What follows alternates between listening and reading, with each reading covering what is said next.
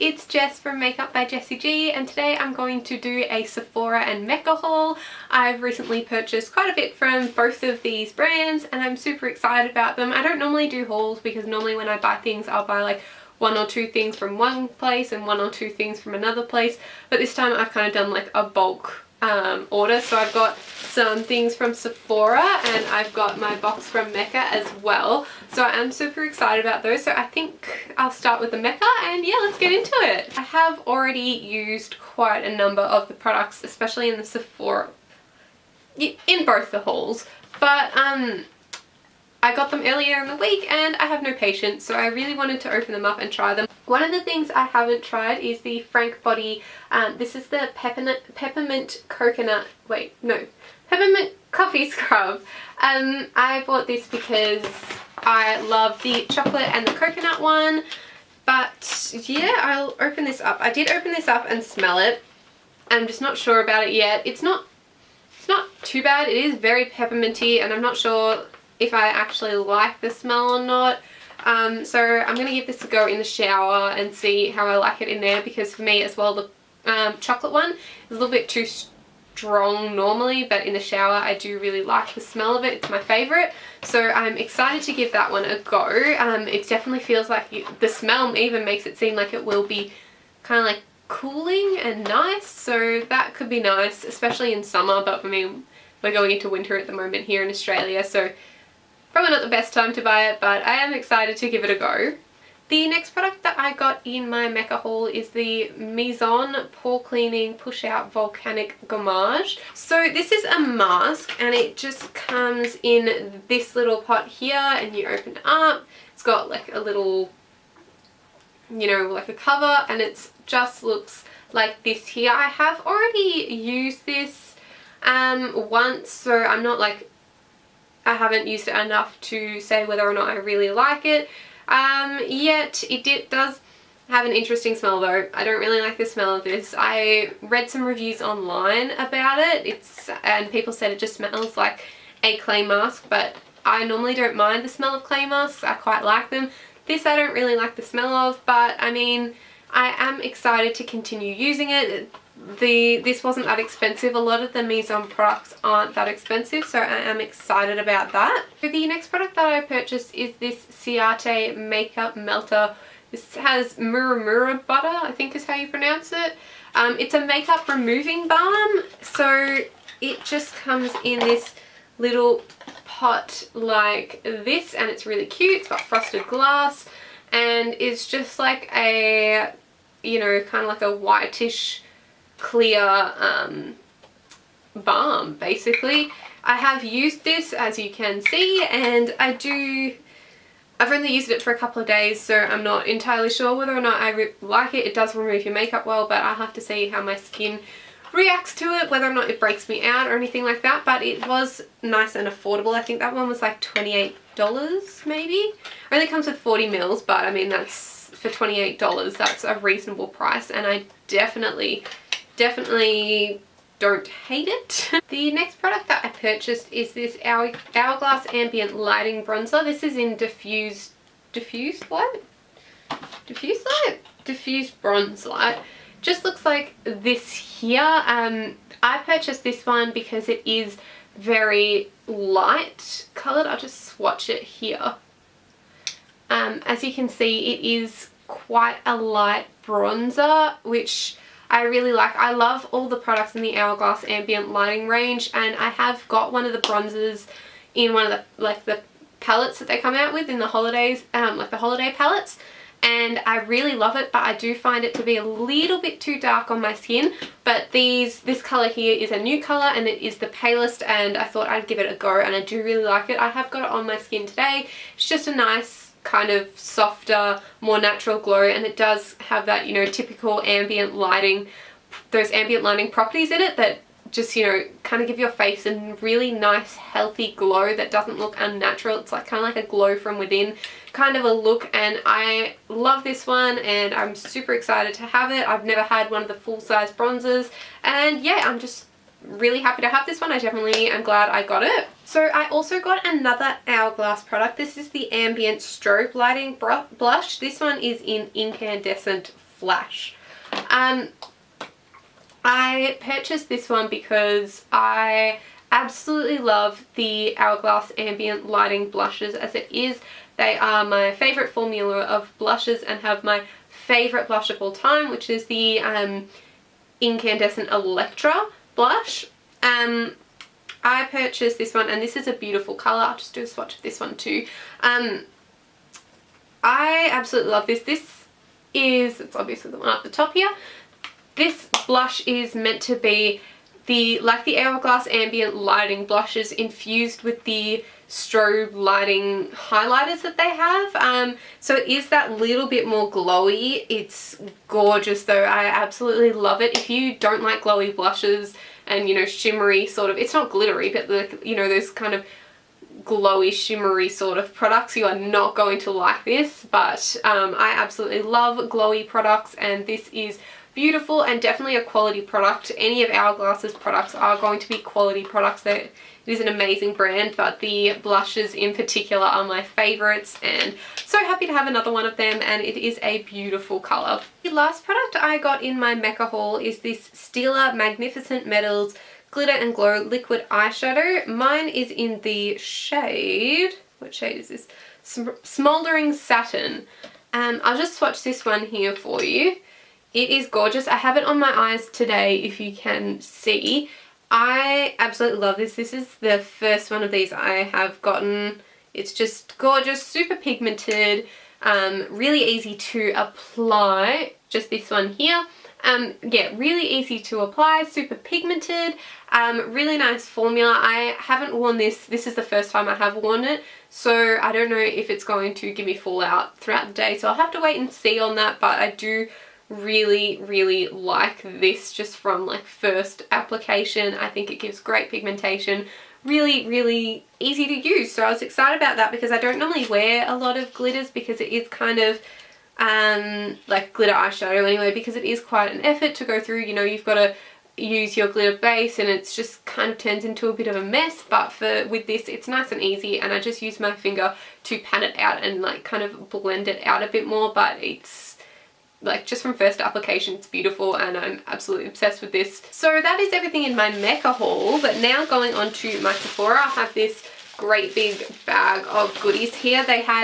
Sephora had their first ever, well for me, to my knowledge, first ever kind of like the VIB and VIB Rouge sale that the Sephora in America has, but I mean Australia's version, so it was the black and gold card members.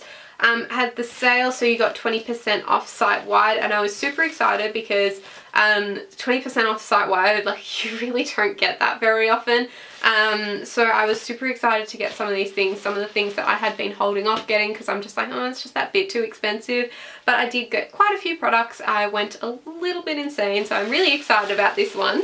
This brush is already dirty because I have been using it, but this is the Sigma F80 Flat Kabuki brush. I purchased this Sigma brush because I don't have any Sigma brushes already. Oh, actually I might have one. Yeah, I have one, but I got that in like a kind of like a free gift sort of thing. I've never actually purchased any, and you know, the Sigma brushes are so well known for being really high quality brushes, but they're just so expensive compared to a lot of other brushes. Like I have the Zoeva brushes and I absolutely love them, and I've heard so many people say that they are the same quality as Sigma brushes, and I definitely do agree. The Zoeva brushes are great quality. You definitely don't need to buy the Sigma brushes, but it is nice to have them in my collection. It does buff the product around my face and give me really great coverage, so I am really happy with this one. The bristles are nice and soft, and it just feels really nice and dense, but not too dense either at the same time. Like, you know how some brushes are like too dense and you'll try and move the product, like you'll try and put the foundation on your face, and instead of kind of putting it onto your skin and blending it around, it just kind of pushes the product around and it doesn't blend nicely. Like this just blends it nicely around the face, and it just feels really nice and soft on your skin, and I really like this one. I also bought another Sigma brush. This is the E38 Diffused Crease brush. I purchased this brush because the bristles on it are a little bit like denser and not quite as fluffy, but still, it is still a crease brush and it is still sort of fluffy, so I like using this throughout the crease to get a little bit more of a precise look, but still having that little bit of, you know, diffused kind of, and, you know, blendability that a crease brush does give, because they are my favorite brushes. But yeah, I just like this because it is still, you know, it's still blendable, still great, but it does have a little bit more precision, so I can get, so, you know, just that little bit more precise in my eye look. So I do really like this, and I don't think I have a brush like this in my collection, so I think this was a great purchase, and I have been using it every single day since I got it, which wasn't that long ago, but I will continue to use it. I do really like it. It's soft, really soft. It doesn't, you know, it doesn't have any prickly sort of bits that, because you know how some brushes are kind of harsh, and when you put them in your eye it kind of like stabs you. This isn't like that at all. It's very soft and just really nice, and I do really like this brush. Next product that I got is the Kat Von D Lock-It Makeup Setting Mist.